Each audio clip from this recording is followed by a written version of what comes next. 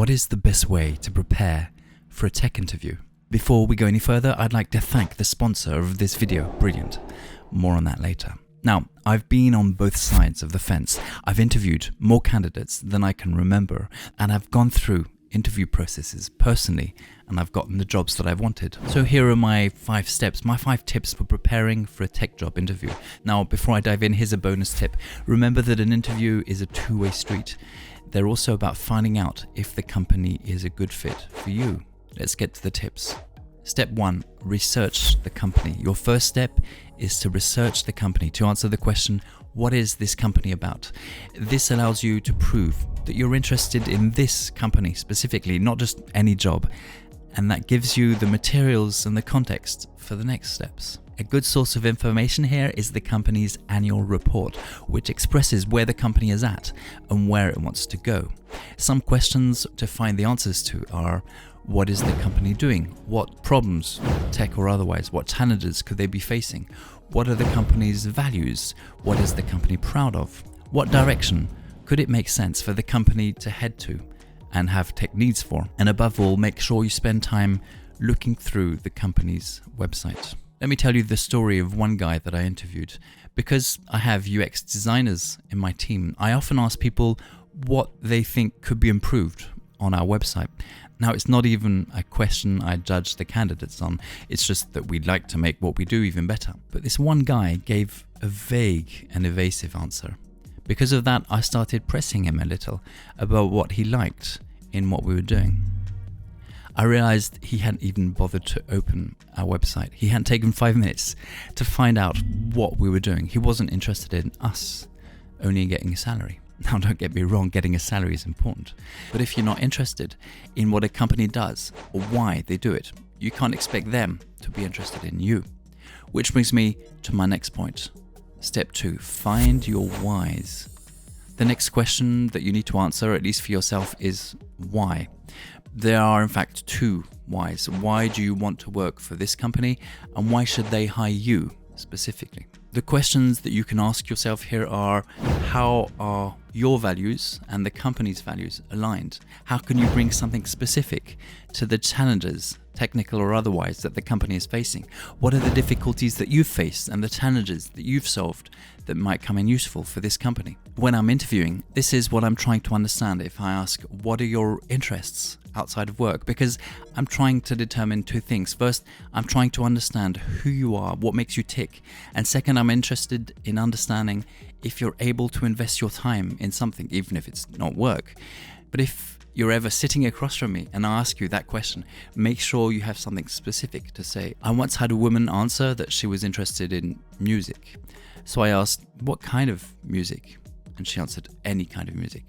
As there wasn't much to grasp on there, I asked if she had any other interests, and she answered cooking. But when I asked her what kind of cooking, you guessed it, she answered every kind of cooking. That's not passion, it's a vague interest. It doesn't open any doors to conversation. It doesn't tell me anything about you or your story, which brings me to my next point. Step 3, build stories to tell. One of the first questions that you will be asked will be something along the lines of, tell me about yourself.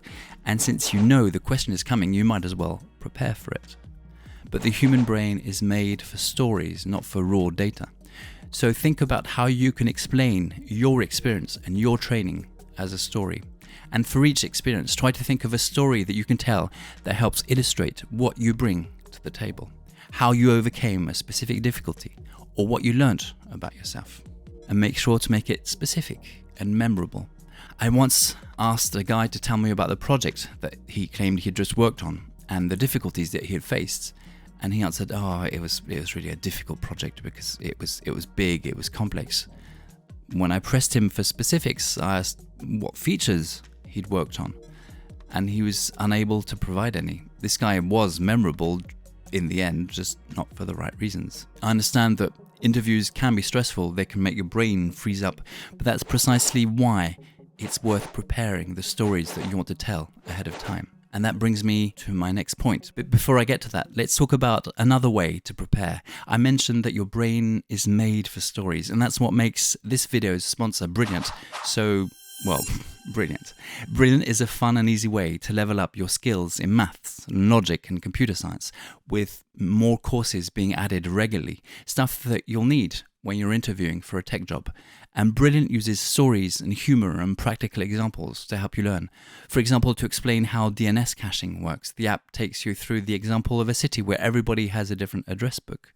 The logic courses tell the story of robots following the orders of an evil megacorp. And using Brilliant is both fun and challenging. The courses don't just teach, they give you hands-on experience that helps you understand exactly what is going on. So if you want to boost your career or job interview chops, head to brilliant.org/codeappsacademy. Their paid plan comes with a 30-day free trial, and the first 200 to subscribe via this link get 20% off. Brilliant is a good way to ensure that you know what you're talking about, which brings me to my next point.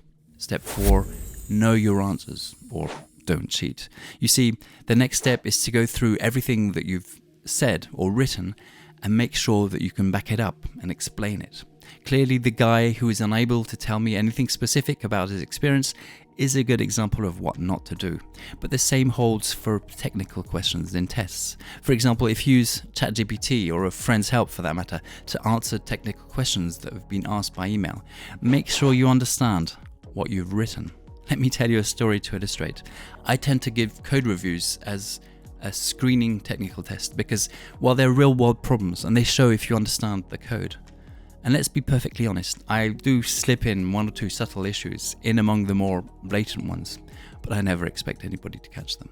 And one day I got excited because one person pointed out the subtle mistake that I'd slipped into a React code review. Now, this was an interview for a French company, but the code review was in English. And this guy didn't just pick up the mistakes, he did so in a very good level of English. So I had the guy come in for an interview.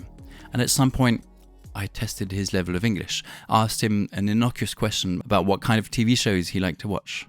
But he had trouble understanding even the simplest of questions. So I switched tracks and I started talking about the line with a subtle error. I asked him how he thought we could solve the issue that he had found. And to my surprise, he had no idea what I was talking about. So I took it back a notch. I talked about a less subtle error he had picked up in the test. Again, he had no idea. Finally, I went to the most glaringly stupid error that there was. And yeah, you guessed it, he still had no clue.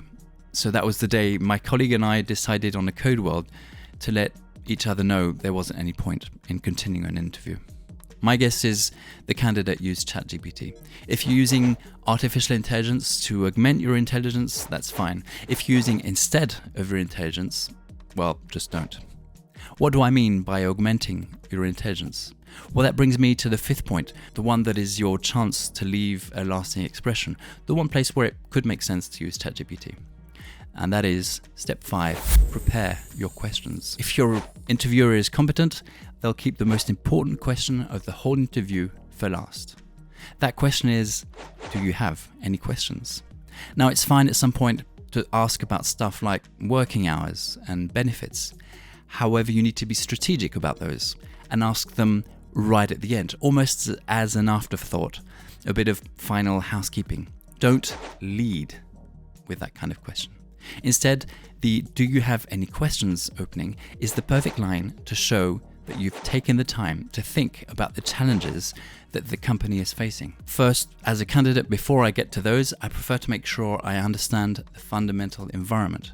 If there's anything that hasn't been covered in the interview, I ask, how is the work organized? How long are the sprints? What is the tooling like? What is the structure of the team? How is it organized? What is the hosting environment? And of course, what is the tech stack? Although, to be honest, the interviewer should have covered these points in the intro or the job posting, and it makes sense to ask these sooner if you can. Next, I move on to more probing questions. These subtly change the balance of power. They're always relevant, and they show that you have high standards. Implicitly, you're asking the company if they are up to your standards. Those are questions about the development process and how it favors quality. Questions like, what level of automated tests do you have? What is your test coverage like? What kind of CI/CD do you have? How do you ensure code quality? Finally, you need to ask questions specific to the company's business model or to the challenges that they're facing. Questions like, have you thought about implementing this strategy or this product? How have you solved this technical issue? How does this challenge or change affect you? And you get extra points for thinking outside the box about challenges that don't just affect the tech team, but the company as a whole. And so now it's my turn to ask you, do you have any questions? Let me know in the comments. And in any case, I'll see you in the next video.